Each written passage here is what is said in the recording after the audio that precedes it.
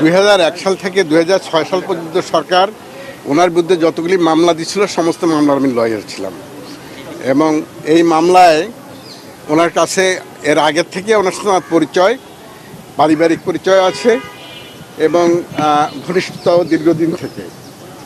এই মামলার সুবাদে ওনার অনেক কথা শুনেছি এবং তার মধ্যে একটি কথা না বললে নয়, উনি একমাত্র ব্যক্তি আওয়ামী লীগের 75 সালের পতনের পরে কোনো সামরিক সরকার ওনাকে বঙ্গভবন বা আর্মি ক্যান্টনমেন্টে নিতে পারে নাই ওনার ইচ্ছার বিরুদ্ধে।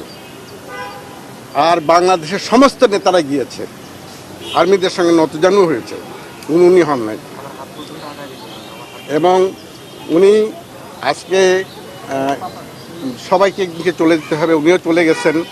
দীর্ঘ প্রায় 2.5 বছরের মতো উনি শয্যাশায়ী এবং একবার বছর দেড়েক আগে কথা হচ্ছিল ওনার একমাত্র মেয়ের জামাই, তিনি খুবই বড় ডাক্তার, তিনি সিদ্ধান্ত যখন নিচ্ছিলেন যে আজকে ওই শ্বাসনালীতে যে ওনার কৃত্রিম শ্বাস প্রশ্বাস খুলে ফেলা হবে কি হবে না, তখন একটি সিদ্ধান্ত ছিল ওনার মেয়ের।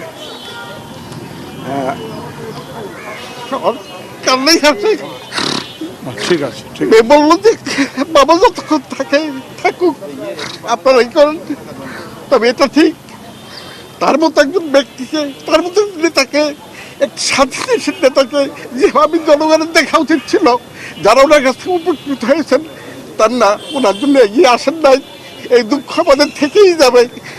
আমি চাই যে ওনার সমাধি, ওনার শেষ ইচ্ছা একটা আছে, কিন্তু সরকার পারে ওনাকে সমাধিস্থ করতে।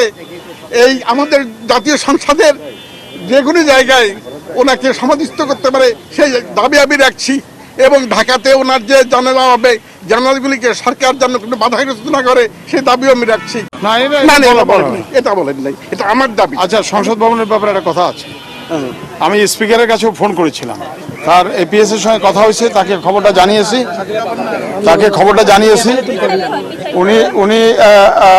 উনি 7বার 8বার এমপি ছিলেন, মন্ত্রী ছিলেন, এদেশের যে কোনো আন্দোলনে উনি সম্মুখ সারির যোদ্ধা ছিলেন, মুক্তিযুদ্ধ থেকে আরম্ভ করে। আমরা আশা করি এবং দাবি করছি স্পিকার সহ সরকারের কাছে ওনার একটা জানাজা যেন সংসদের দক্ষিণ প্লাজায় অনুষ্ঠিত হয়, প্রথা অনুযায়ী সবার ব্যাপারে যেরকম হচ্ছে ওনার ব্যাপারে যেন হয়, এই দাবি আমি করছি। স্পিকার কিছু বলেন, স্পিকার খবর দেওয়া হয়েছে, স্পিকার আমার ফোন নাম্বারও নিয়েছেন।